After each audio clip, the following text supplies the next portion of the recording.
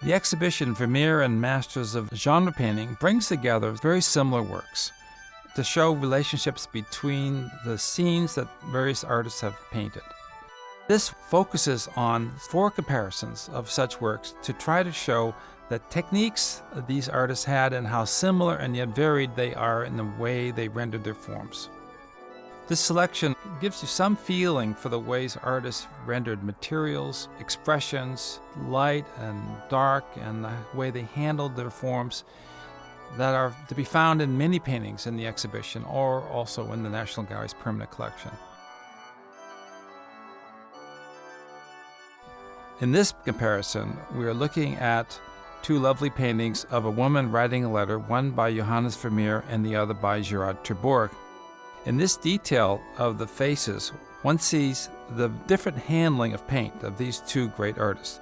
Vermeer blends his paints very smoothly to get a soft contours, a kind of flowing of light, and it hits her forehead and melts into the shadows of her face as she looks out at the viewer. With Terborch, he has very small little feathery strokes that are quite distinct when you get up close to the painting and look at it. His soft modeling comes from the modulation of these strokes rather than this soft blending of forms.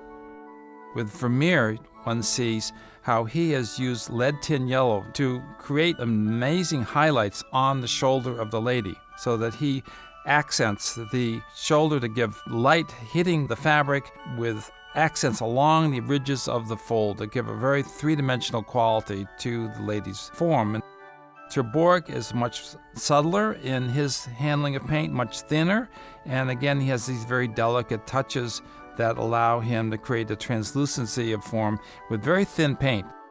Vermeer has painted his blue fabric with a very expensive pigment, natural ultramarine, and that expensive pigment was actually consciously chosen not only because of the beautiful blue color that it had, but also the expensive pigments helped raise the prices of paintings.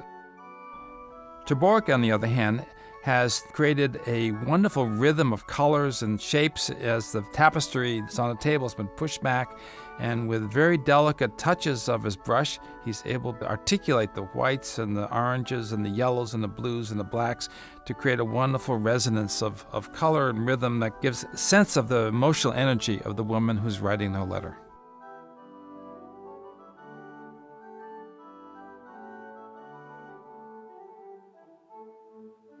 In this comparison of 2 great works, one by Gerard Terborch, Suitor's Visit, and one by Gabriel Metsu, The Intruder, one sees 2 artists painting very similar scenes and yet with a different handling of paint.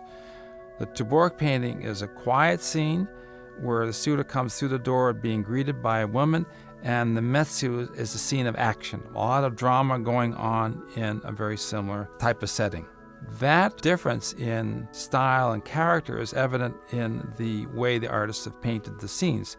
In the Terborch, in the detail of the woman greeting the suitor, one sees in her gaze a very careful way what Terborch has rendered her gaze and the expression on her face, her eyes, her mouth as she is looking out at the suitor.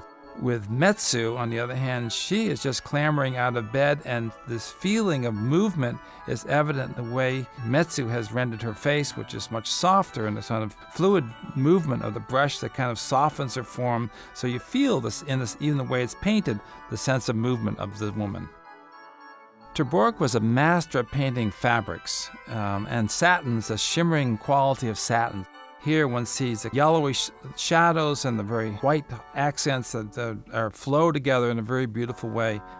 Metsu looked at Terborch and tried to emulate that quality of the satin, but there's a kind of a different rhythm that you can see through the quickness of the brushstroke that is also relevant to the fluid notion of the activity of the figure.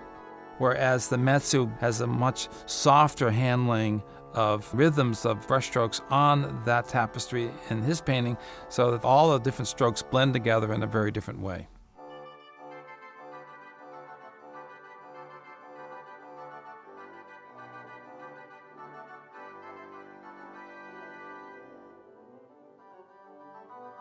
This comparison brings together 2 paintings with an unusual subject matter, and that is a woman with a parrot. And in one painting on the left, Frans van Mieris, you have a genre scene of a lady feeding the parrot, and on the right you have a painting by Caspar Netscher showing a portrait of a woman holding a parrot. You have the two parrots are very similar, exactly the same type of parrot. They're African greys. And how carefully the artist has used the parrot as part of the concept of the painting. Because in the Van Mieris, the genre scene, the parrot is actually looking down at the woman who's holding food for it to feed it. And in the Netscher, the parrot is looking out at the viewer, almost as having his portrait painted just like his mistress.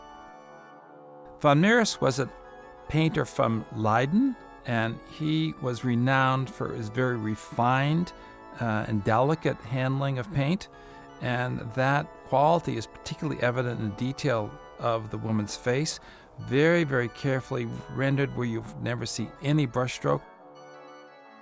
Netscher was a student of Gerard Terborch, and he is much freer with his brushstroke than is Van Mieris, and you can feel the sort of freedom of strokes. You can see the brushstrokes all the way through, very delicate strokes, but nevertheless quite different than the way Van Mieris has rendered his forms.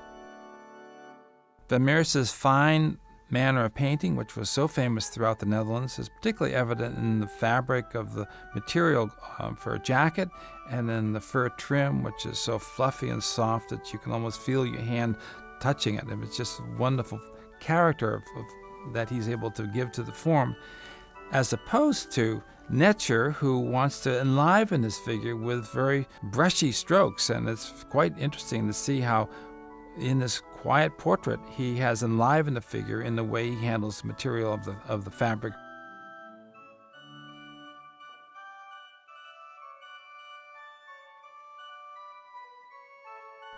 The subject of a young woman playing musical instruments in the privacy of her home is one that many Dutch artists love to depict in their genre scenes. Jan Steen has here depicted a very beautiful young woman, very much engaged in a harpsichord, looking at the music as a gentleman sits, leans on her instrument, and gazes down at her. The woman is not looking out at the viewer, and it's really a genre scene.